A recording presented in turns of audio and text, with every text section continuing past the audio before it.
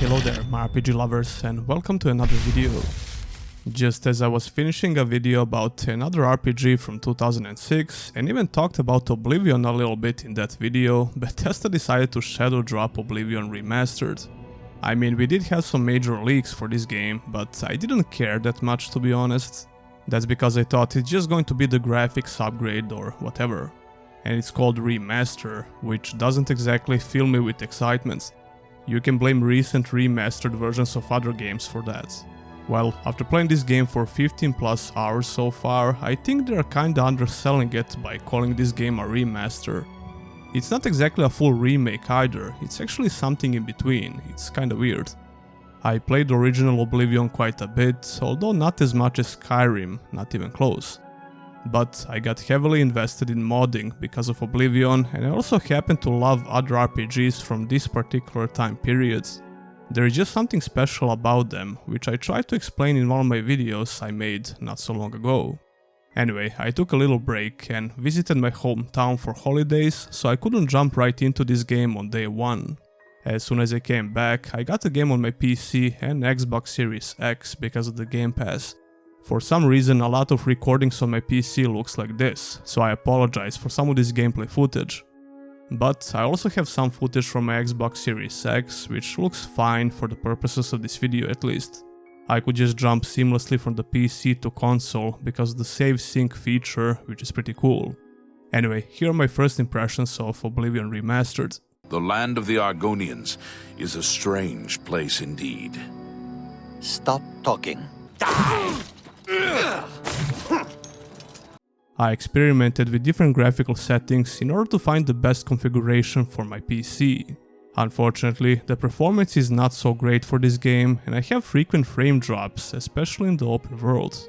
I also noticed some frame drops on the performance mode on Xbox Series X. DLSS helps a lot here on the PC, but the frame generation option is almost unusable for me. You'll definitely get more frames per second, but it's not worth it if you ask me, because of the input lag. It also has some weird texture artifacts, and this is not the first time I'm seeing these problems with this graphical setting, because I experienced something similar in other games. Putting that aside, I have mixed feelings about the graphics in this remastered version of the game. I love how the new character models look, although some of the NPCs look a bit weird. They definitely got a huge facelift treatment here, but some of the NPCs I remember from Oblivion have lost that recognizable look. It's not a huge deal, and the updated character models are certainly a big plus in general. Although they definitely lean towards Uncanny Valley a bit. They have a lot more detailed faces and expressions, but they can also look very creepy. This makes the character creation system great, and you can still make some hideous looking characters if that's your thing. I went with a basic Nord character for this playthrough. On the other side, I'm still not sure what to think about the environments in the open worlds. The most obvious change is the color palette, which is not so bright anymore. Original Oblivion looked like a high fantasy RPG with vibrant colors that made the open world very pleasant to look at.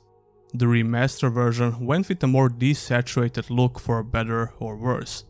For better when it comes to some specific locations and scripted events, for example the Battle of Quatch. I thought this area looks much better and it's obviously way more detailed compared to the original game. The same can be said about major locations of the game like the Cyrodiil City, and I also love how the new Oblivion gates look. The new color palette enhances those specific locations, and I'm sure I'll find more examples of this as I continue to play the game. But the general vibe of the game changed a lot, up to the point where I don't feel like I'm playing Oblivion anymore, and I think that's a problem. And yeah, sure, you can grab a mod for this and bring back the vibrant color palette, but that's not exactly fixing the problem in its core. There are a lot of moments where this game looks like a generic Unreal Engine 5 RPG, especially while exploring the open world. It felt like I played a ton of these games before. The color palette is not the only reason for this. Some of the assets, like the trees for example, just don't look that good. Or it's something that we already saw in a lot of other RPGs. As for some other visual related stuff, I really loved the overhauled UI. I think Oblivion's UI had a lot of charm to it and it gave the game a special feeling. So I'm happy to say that the new UI is just a huge plus because it basically just took the same concept and modernized the look of it a little bit. You can still see your character in 3D, which was a huge deal in Oblivion. I was very disappointed to learn that Skyrim didn't have this little feature. I personally hold visual progression in high regard, so I like looking at my character even in the menu. That's one of the reasons why I enjoy playing in third-person mode. And speaking of that, Oblivion Remastered actually made the third-person playable. The original game had the third-person mode as well, but it was literally unplayable. You could only use it to admire your character looks, but that's about it. And again, I appreciate that because I love witnessing the visual progression of my character. However, the moment you engage in combat, it would completely fall apart. Well, the remastered version of the game has a fully functional third-person perspective, and this is how I played the game for the most part. I mean, the ideal way to play all Bethesda RPGs is by switching these modes where it makes sense. For example, I like to play in third person in big open areas and switch to first person in dungeons, houses, and so on. Having the ability to choose between these modes is very underrated and people take it for granted. I'm honestly surprised they even bothered to improve the third person mode, but I highly appreciate it. I mean, you can't please everyone, but having multiple options to play the game is always great. Even though it's not exactly the best third person action RPG out there, not even close. But if you're the type of player who prefers to stick with third person, well, now you can do it in Oblivion.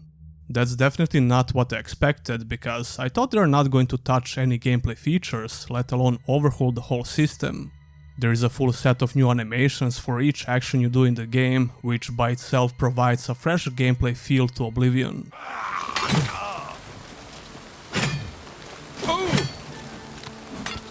I'll have your head, you filthy Nord!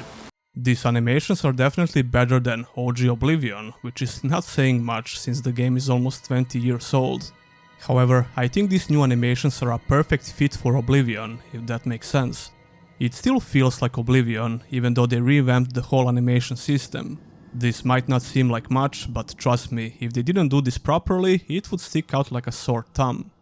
Some of the animations are a bit too much like the original game, for better or worse. In some cases it's for the worse, I would say, like the forward power attack with two-handed weapons. It's just way too janky and imprecise. I mean, the side power attacks are not great either, but you have a bit more control over them. I wish they improved the responsiveness of the attacks a little bit, since they went out of their way to improve other gameplay aspects like the third-person perspective. Chaining a couple of attacks in a combo doesn't feel very snappy, especially with heavy weapons like war hammers. It's just not very responsive, but to be fair, you don't need to be super precise with Oblivion's melee combat. That's not an excuse for having bad controls, but still. On the bright side, all of these attacks and combat in general is a bit more impactful. I'm pretty sure they included more sound effects for combat, as well as some other minor improvements to enhance the sense of impact. Hitting things with melee and ranged attacks feels at least a bit better compared to OG Oblivion. The melee combat in original Oblivion felt really weightless and downright stupid sometimes. I was never a huge fan of it. But the range gameplay felt way better, especially because of the great physics system. Well, the remastered version has a better melee system and slightly better range gameplay. The physics system remained the same for the most part, but those small improvements to hit detection and sense of impact are a great addition to combat. Speaking of new additions, when you reach acrobatics level 25, you'll gain a proper dodge button. It's actually 2 button inputs, which allows you to step dodge in all directions.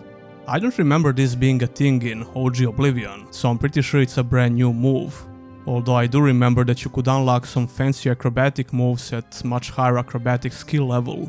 I experimented a bit with this dodge mechanic and it doesn't seem to have any iframes, although don't quote me on that. It can still be useful against some enemies, although it seems like blocking is still a way more effective defensive mechanic. Nevertheless, it's cool to see new combat moves in the remaster version. I can't wait to see if they included something similar at higher levels or what they changed. I'll talk about this in greater depth in my full review. Another brand new mechanic is the sprint button. It has a silly animation, but it makes the exploration and moving around way better. I mean, this mechanic was a no-brainer and I'm really glad they decided to include it in the game. It's not only great for exploration, but it also enhances your combat experience as well, especially if you're a ranged character. I found it very enjoyable to try and kite enemies now by running around the map and using the bow. The overhauled leveling up system doesn't seem to be that important, at least for now. I'm still low level, so it will probably pick up the pace as I play, but I didn't experience some massive differences in gameplay because of this. You're still fighting the same enemy types in the open world and dungeons, which are appropriate for your level. But it seems like they tried to change, or at least tweak, the difficulty system a little bit. And tried is the key word here. I started playing on the second hardest difficulty, but after I reached the first gate of Oblivion, I just switched back to Adapt. The difficulty itself doesn't have anything to do with the actual combat mechanics. The preparation before the combat and careful planning of your build is much more important. It's not exactly what I would describe as a fun challenging difficulty. The difficulty still felt very artificial because of the health bloat and more damage you receive. It's not very engaging. It's a bit disappointing because they had a chance to do something great and improve the outdated level scaling system and difficulty. Maybe that's too much to ask for, but they already went an extra mile with some of these new mechanics, so why not try to improve this as well? A lot of people hated how Oblivion uses level scaling system because it makes zero sense and it negatively affects the sense of character progression. I'm still not entirely sure about this, and maybe it's different on higher levels, I don't know. But so far, it seems like the only difference between the difficulties of OG Oblivion and remastered version is how they are visually represented. Maybe they thought this would mess with original experience way too much, and it would in a way. I'm still hoping to see something new on this field on later levels, but that's probably not going to happen. If you hated how Oblivion scales, you probably won't going to like this either. With all that being said, you can still tell that you're running OG Oblivion under the hood, which is a good thing if you ask me. Only a handful of design decisions that I talked about are not very convincing so far. I might change my mind as I play the game, so stick around for the review. This game is definitely not what I expected, because I thought it's only going to have a fresh paint on top of OG Oblivion, and that's about it. Like I said before, it's something in between. It's not a standard remaster or a remake. I can tell you another very important thing for the end. I'm hooked once again. I did a huge play session yesterday, and I'm going to do the same tonight. Not a lot of new RPGs can make me play the game for more than 5 hours in one sitting and forget about everything else. I'm still not sure if that's because of the Oblivion itself that's under the hood or the remaster version, but stick around for the full review. I might even stream the game in the following days, I'm still not sure, because I have some new videos to edit. Anyway guys, those will be my first impressions. Stop talking. Tell me, did you play the game and what do you think about it so far? I know it's $60, which is kinda insane for a remaster version, but if you're on PC or Xbox you can just grab the Game Pass for next to nothing. That's exactly how I'm playing the game right now. Don't forget to like the video and subscribe for more content like this. And if you want to go a step further, consider supporting your boy by becoming a YouTube channel member or a Patreon. Huge thanks to all my current supporters, and I'll see ya in the next one.